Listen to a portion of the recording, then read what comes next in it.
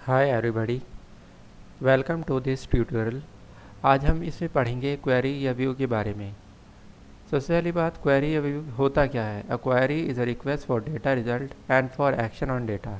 Query के दो points of view है। सबसे पहली बात, ये डेटा रिजल्ट होता है। मीन्स अगर हमारे पास एक टेबल है या दो या तीन टेबल है, उनसे अगर कुछ कॉलम हम देखना चाहते हैं निकाल कर अलग अलग टेबल से, और उनको एक साथ देखना चाहते हैं, तो वो हम क्वेरी की हेल्प से देख सकते हैं। तो क्वेरी एक डेटा रिजल्ट होता है, एक रिजल्टेंट टेबल होती है हमारे पास जिसमें डेटा हमें दिखाई देता है। और फॉर एक्शन ऑन डेटा, हम क्वेरी की हेल्प से डेटा के ऊपर एक्शन भी परफॉर्म कर सकते हैं। फॉर एग्जांपल, हमारे पास एक टेबल है स्टूडेंट टेबल, उसमें स्टूडेंट के मार्क्स भरे गए हैं हिंदी इंग्लिश मैथ या किसी भी 3 सब्जेक्ट के, और टोटल कॉलम में हम चाहते हैं उनका टोटल आ जाए अपने आप। तो उसके लिए फिर हम क्वेरी चलाएंगे, क्वेरी की हेल्प से उन मार्क्स को हम लोग ऐड कर देंगे। तो ये काम क्वेरी का होता है कि ये डेटा डिस्प्ले भी करता है और ये डेटा के ऊपर एक्शन भी परफॉर्म करता है। You can use a query to answer a simple question, to perform calculation, to combine data from different tables, or even to add, change or delete the table data. ये सारे operation हम query से perform कर सकते हैं। Calculation, combining of data from 2 और मोर tables, और table के अंदर डेटा डालना, डिलीट करना, अपडेट करना, ये सारे काम हम लोग परफॉर्म कर सकते हैं। It is a virtual table which is dependent on base table for it existence. Query हमेशा एक वर्चुअल टेबल होती है, ये एक्चुअल टेबल नहीं होती है, बल्कि ये एक्चुअल टेबल पर डिपेंड करती है। कोई बेस टेबल होती है 1 2 या 3, जिनके ऊपर हमारी क्वेरी या व्यू डिपेंड करता है, और इसके अंदर जो भी डेटा दिख रहा होता है वो पीछे की बेस टेबल से आ रहा होता है। अगर हम बेस टेबल हटा देंगे तो इसको भी डेटा मिलना बंद हो जाएगा। We can display records of multiple table through query in a single row. ये सबसे बड़ा फीचर है कि क्वेरी की हेल्प से हम लोग बहुत सारे टेबल का डेटा एक ही साथ दिखा सकते हैं, और जो जो कॉलम हमें दिखाने हैं वो कॉलम दिखा सकते हैं। तो ये दोनों फीचर्स अभी हम लोग इसमें करेंगे कि कैसे हम टेबल से डेटा, 2 3 टेबल का डेटा एक साथ दिखा सकते हैं, और सिंगल टेबल का डेटा कैसे दिखा सकते हैं, और कैसे insert delete update operation perform कर सकते हैं। कैलकुलेशन वाले स्टेप हम नेक्स्ट वीडियो में करेंगे।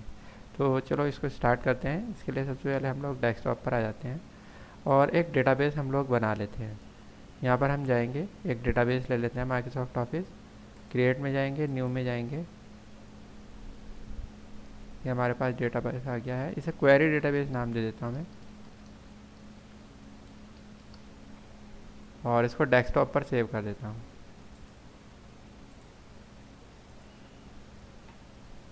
इसमें सबसे पहले हम लोग एक टेबल बनाएंगे, स्टूडेंट टेबल।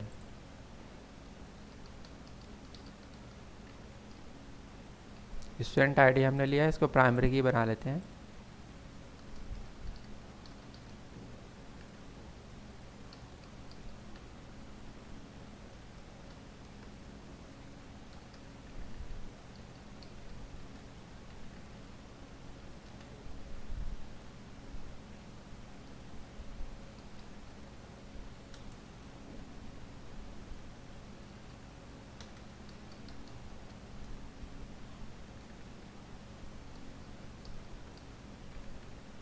ये कुछ इन्फॉर्मेशन हमने ली है, इन दोनों को पर्सनल इन्फॉर्मेशन को ऊपर ही डाल देते हैं स्टूडेंट नेम के पहले।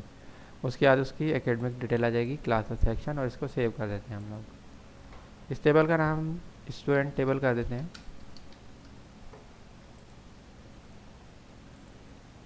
इस टेबल के अंदर कुछ डेटा फीड करेंगे हम लोग। डेटा फिल करेंगे, नेम,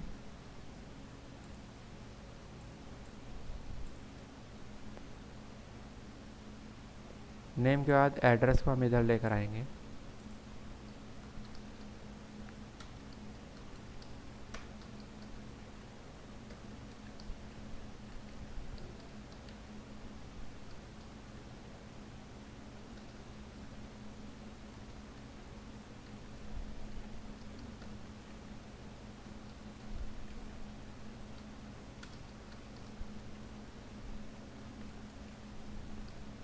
इस तरीके से हमारे पास कुछ डेटा आ गया है। अब इसके ऊपर एक क्वेरी तैयार करनी है, तो हम लोग क्रिएट में जाएंगे। यहाँ पर क्वेरी विजार्ड और क्वेरी डिज़ाइन है, तो पहले क्वेरी विजार्ड में बता रहा हूँ, इसको मैं बंद कर देता हूँ। यस, यहाँ से क्वेरी विजार्ड हमने ओपन किया। सिंपल क्वेरी विजार्ड हम लोग लेंगे और यहाँ से अपने टेबल को सिलेक्ट करेंगे। हमारे पास तो बस एक ही टेबल है, इसी को सिलेक्ट कर लेंगे। अब इनमें से कौन कौन से कॉलम्स हम क्वेरी में देखना चाहते हैं, तो एक स्टूडेंट आईडी ले लेते हैं, नेम ले लेते हैं, जेंडर ले लेते हैं, जेंडर लेने की ज़रूरत नहीं है, इसको छोड़ देते हैं, एड्रेस को भी छोड़ देते हैं, क्लास ले लेते हैं और सेक्शन ले लेते हैं। तो टोटल 6 फील्ड थे जिनमें से हमने 4 अपने क्वेरी में लिए हैं। नेक्स्ट कर लेते हैं।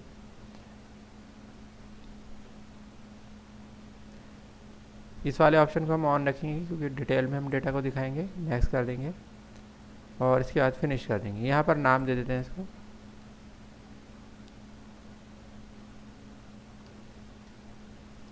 स्टूडेंट क्वेरी नाम दे देते हैं। तो स्टूडेंट क्वेरी इसका नाम आ गया और ये हमारे पास स्टूडेंट आईडी, नेम, क्लास और सेक्शन आ गए।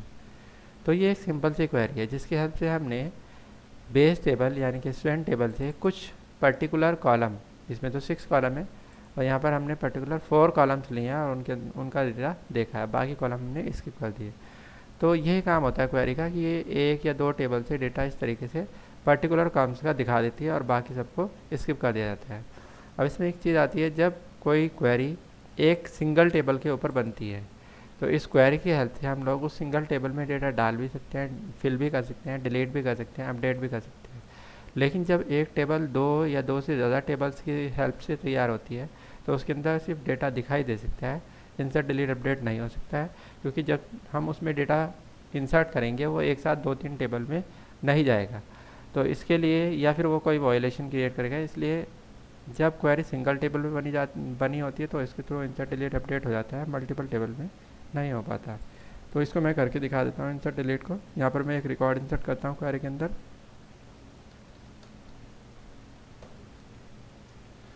यहाँ हमने एक रिकॉर्ड इंसर्ट किया। अब हम स्टूडेंट टेबल को देखेंगे और रिफ्रेश करेंगे तो वो डेटा यहाँ पर आ गया है। जो जो फील्ड आने थे वो आ गए, जो खाली थे वो तो खाली रहेंगे क्योंकि ये फील्ड वहाँ पर थे ही नहीं। तो यहाँ हम इनको मैनुअली भर सकते हैं। अब इसमें दूसरी चीज़ ये होती है कि अगर इसके थ्रू हम कोई डेटा डिलीट कर दे तो डिलीट भी हो जाएगा। मैं इसको डिलीट कर देता हूँ तो ये डेटा ऑटोमेटिकली यहाँ पर भी डिलीट हो गया है। अगर मैं यहाँ पर कोई डेटा अपडेट कर देता हूँ तो वो अपडेट भी हो जाएगा।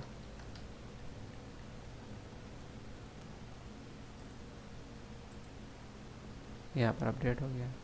सिंगल टेबल में ये हो जाता है लेकिन मल्टीपल टेबल के केस में पॉसिबल नहीं है। तो ये तो एक सिंपल क्वेरी हुई जो हमने एक सिंगल टेबल के ऊपर बनाई थी। अब हम दूसरा ऑप्शन लगा रहे हैं जिसमें हम लोग 2 टेबल बनाएंगे और 2 टेबल में एक क्वेरी तैयार करेंगे 2 टेबल के ऊपर।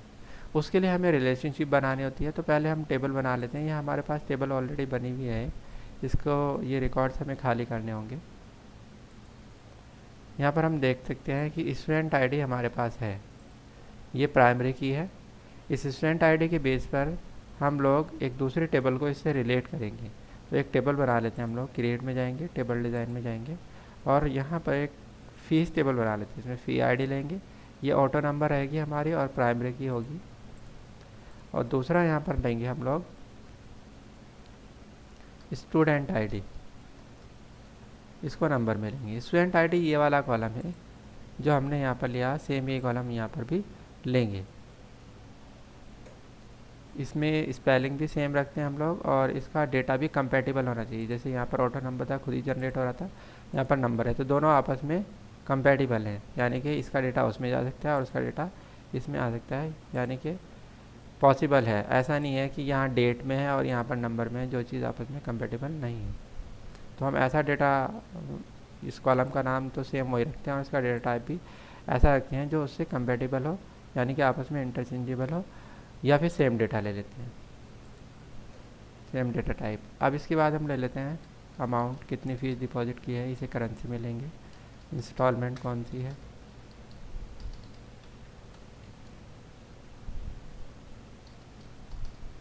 डेट ऑफ डिपॉजिट,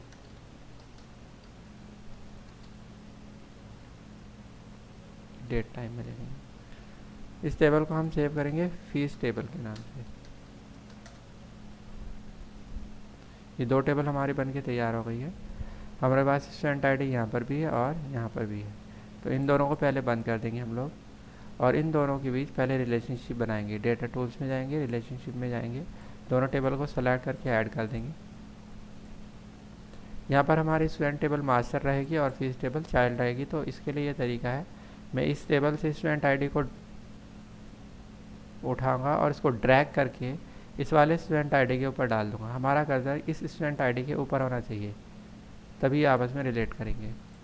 हम देख सकते हैं यहाँ पर दिखा रहा है स्टूडेंट टेबल से भी स्टूडेंट आईडी आ रहा है, फीस टेबल से भी स्टूडेंट आईडी आ रहा है। ये चीज़ होनी चाहिए। अब यहाँ पर इन्फोर्स रेफरेंशियल इंटीग्रिटी का मतलब है कि आपस में कनेक्टेड है दोनों एक दूसरे से। अगर स्टूडेंट आईडी यहाँ पर एग्जिस्ट करती है तभी उस आईडी के बेस पर यहाँ पर रिकॉर्ड फेल होंगे। अगर स्टूडेंट आईडी यहाँ पर एग्जिस्ट नहीं करती तो रिकॉर्ड यहाँ पर भी फेल नहीं होंगी। कैस्केड अपडेट मीन्स अगर यहाँ पर स्टूडेंट आईडी अपडेट होती है तो उसका ऑटोमेटिकली अपडेशन यहाँ पर भी हो जाएगा। कैस्केड डिलीट, अगर स्टूडेंट आईडी यहाँ पर डिलीट की जाती है तो उसके बेस पर रिकॉर्ड यहाँ पर भी डिलीट हो जाएंगे। क्रिएट, ये रिलेशनशिप बन गई है, इसको वन टू मैनी रिलेशनशिप कहा जाता है। वन टू मैनी रिलेशनशिप इसलिए बोलते हैं क्योंकि यहाँ पर स्टूडेंट का रजिस्ट्रेशन सिर्फ वन टाइम होगा, एक बार, लेकिन उसके बेस पे फीस के रिकॉर्ड बार बार फिल होंगे। या तो स्टूडेंट हर महीने फीस देगा, हर महीने फीस की एंट्री होगी, हर सेमेस्टर में फीस की एंट्री होगी, या फिर अगर ईयरली प्रोसेस है तो हर साल जितने भी साल का उसका कोर्स है उसकी फ़ीस यहाँ पर डिपॉजिट होएगी। तो यहाँ पर वन टाइम एंट्री होती है और यहाँ पर मल्टीपल टाइम एंट्री होती है उस आईडी के बेस पर। That's why it is one two many relationship. यहाँ पर वन टाइम, यहाँ पर मल्टीपल टाइम। इसको सेव कर देते हैं। अब इन टेबल्स को हम ओपन कर लेते हैं। यहाँ पर मैं एक आईडी तो ऑटोमेटिकली जनरेट हो जाएगी, फिफ्थ आईडी ऑटोमेटिकली जनरेट हो गई, नाम मैंने भर दिया है।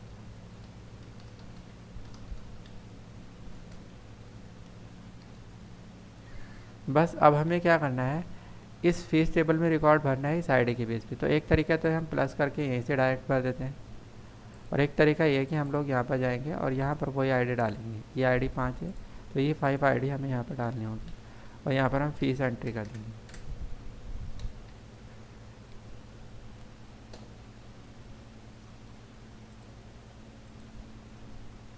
ये रिकॉर्ड फिल हो गया है। तो अब ये फीस टेबल का रिकॉर्ड इसके ऊपर डिपेंडेंट है। अभी मैं ऐसा रिकॉर्ड भरता हूँ जैसे यहाँ पर फिफ्थ आईडी है, लेकिन फिफ्थ आईडी यहाँ पर मैं 6 आईडी के रिकॉर्ड भरता हूँ। 6 आईडी यहाँ पर हम भर देते हैं, लेकिन ये आईडी उधर नहीं है। तो अब इसमें एक एरर आएगी, हम देख सकते हैं, you can not add or change a record because a related record required in the TBL student. यानी कि जो हम रिकॉर्ड यहाँ पर भर रहे हैं 6, ये यहाँ पर भी एग्जिस्ट करना चाहिए। जब तक ये बेस टेबल यानी स्टूडेंट टेबल में एग्जिस्ट नहीं करेगा तब तक उसके बेस पर रिकॉर्ड यहाँ पर फिल नहीं हो सकती। तो इसको हमें डिलीट करना होगा।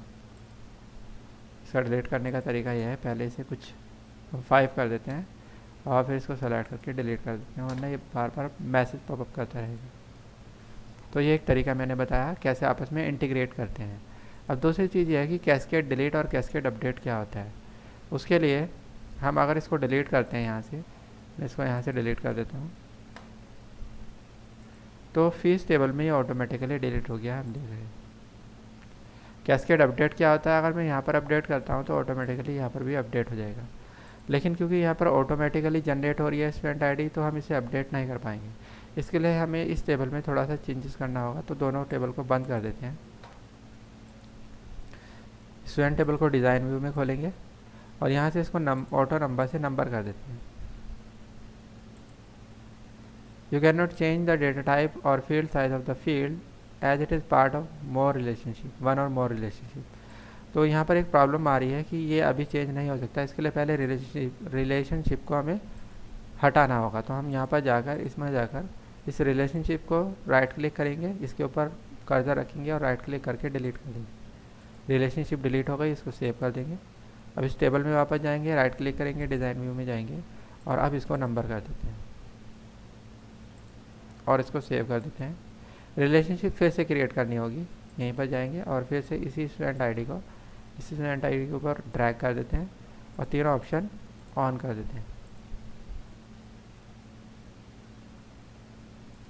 अभी फिर प्रॉब्लम है, ये टेबल खुली हुई है, इसे बंद करना पड़ेगा तभी रिलेशनशिप बन सकती है। अब बन जाएगी। रिलेशनशिप फिर से तैयार हो गई, सेव कर देते हैं। अब इसको बंद कर देते हैं हम लोग और स्टूडेंट टेबल को ओपन कर लेते हैं। अब आईडी हम यहाँ पर हम खुद डालेंगे। मैंने 101 लिया, नेम लिया, जेंडर लिया, एड्रेस लिया, क्लास और सेक्शन ले लिया है। इस आईडी 101 के बेस पे यहाँ पर रिकॉर्ड भरते हैं।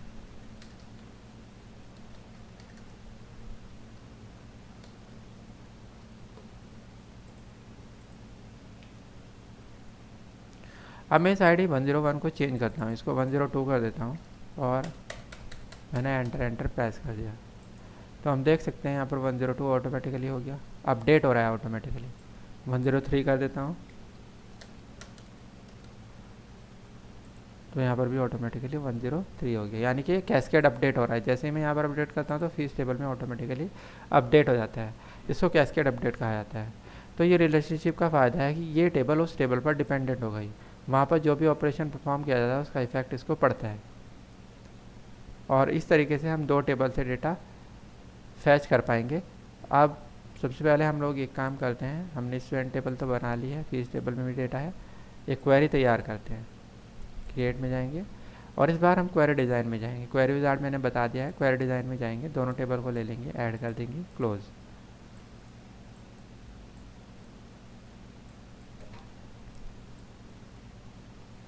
स्टूडेंट आईडी हम यहाँ से ले लेते हैं क्वेरी में दिखाने के लिए। स्टूडेंट नेम ले लेते हैं, डबल क्लिक करेंगे इनके ऊपर, क्लास और सेक्शन ले लेते हैं। फीस टेबल से अमाउंट ले लेते हैं और इंस्टॉलमेंट और डेट ऑफ डिपॉजिट ले लेते हैं। 3 फील्ड यहाँ से लिए, 4 फील्ड यहाँ से लिए, 7 फील्ड हो गए। बस इसको सेव कर दें। यह हो गई student query, student fees query, ऐसे नाम रख सकते हैं हम लोग इसका। और उसको यहाँ से बंद कर देंगे। अब हम स्टूडेंट फीस क्वेरी को ओपन करेंगे तो हम देख सकते हैं हमारे पास ये रिकॉर्ड आ रहे हैं। ये स्टूडेंट आईडी आ रही है 103, स्टूडेंट टेबल से नेम वहीं से आ रहा है, क्लास और सेक्शन वहीं से आ रहा है, लेकिन उसके बेस पर उसकी फ़ीस हमें फीस टेबल से मिल रही है, इंस्टॉलमेंट और डेट ऑफ डिपॉजिट। अब मैं इसके अंदर एक रिकॉर्ड और फिल करता हूँ।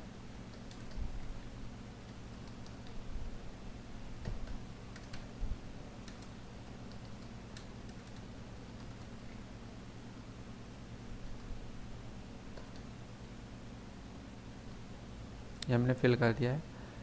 देखते हैं क्वेरी पे क्या फ़र्क पड़ा है। अभी डेटा नहीं आया है क्योंकि अभी उसी से रिलेटेड रिकॉर्ड हमें फीस टेबल में भी भरने होंगे।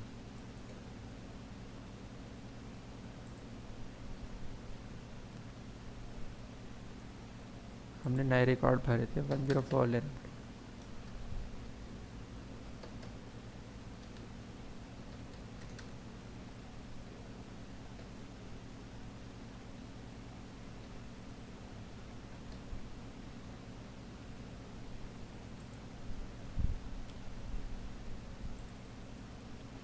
रिकॉर्ड तो हमारे पास है, 101, 102, 103 यहाँ पर है।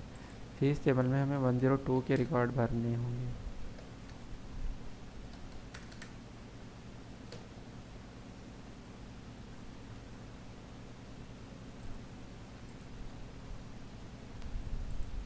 अब हम देख लेते हैं क्वेरी में क्या फ़र्क पड़ा है। ये गलती से मैंने यहाँ पर एंट्री कर दी थी फीस टेबल समझ के इसको।